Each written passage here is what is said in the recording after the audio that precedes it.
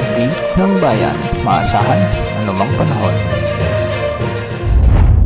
Magandang araw po sa ating lahat. Narito na ang pinakahuling update sa magiging lagay ng ating panahon sa araw na ito at sa monitor nating low pressure area na nabuo sa silangan ng ating bansa. Unahin natin ang LPA na kung saan nabuo nga ito at huli itong namatan ng pag-asa sa layong 1,600 km silangan ng northeastern Mindanao.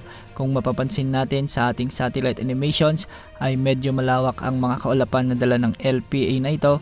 Ngunit sa ngayon ay mababa pa rin naman ang tsansa nitong lumakas bilang bagyo ayon sa pag-asa. Sa mga guidance models, pinapakita nito na liliko pahilagang silangan sa mga susunod na araw ang LPA na ito at hindi naman inaasahang papasok sa ating area of responsibility. Samantala, dalawang weather systems pa rin ang nakakaapekto sa ating bansa, ang amihan at easterlies. Ang northeast monsoon na nagdadala ng maulap na kalangitan at mga pag-ulan ngayon sa may Cagayan Valley, Ilocos Norte, Apayao at Kalinga. Mag-ingat dahil posible ang banda ng mga biglaang pagbaha o pagguho ng lupa kung may mga umiiral na katamtaman hanggang sa minsan ay malalakas na pag-ulan. Samantala, ang mainit na hangin mula sa karagatang Pasipiko naman o ang easterlies ang magdadala ng maulap na kalangitan, kalat-kalat na pagulan at pagkidlat-pagkulog sa may Aurora at Quezon Province. Mag-ingat rin dahil posible pa rin ang banta ng mga biglaang pagbaha o pagguho ng lupa.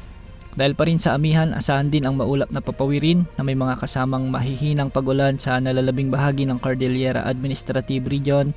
At dahil pa rin sa amihan, magiging bahagyang maulap hanggang sa maulap din ang mga kalangitan na may mga tsansa ng mga kalat-kalat na mahihinang pagulan sa Tarlac, Nueva Ecija at sa nalalabing bahagi ng Ilocos Region. Para naman sa Metro Manila at nalalabing bahagi ng ating bansa, saan naman ang bahagyang maulap hanggang sa maulap na kalangitan na may mga tsansa ng mga kalat-kalat na mahihinang pagulan, pagkidlat, pagkulog, dulot pa rin ng easterlies. Mag-ingat pa rin dahil posible ang banta ng mga biglaang pagbaha o pagguho ng lupa kung may mga umiiral na severe thunderstorms. Yan muna ang latest sa lagay ng panahon. Ito po ang weather update ng bayan. Maasahan anumang panahon.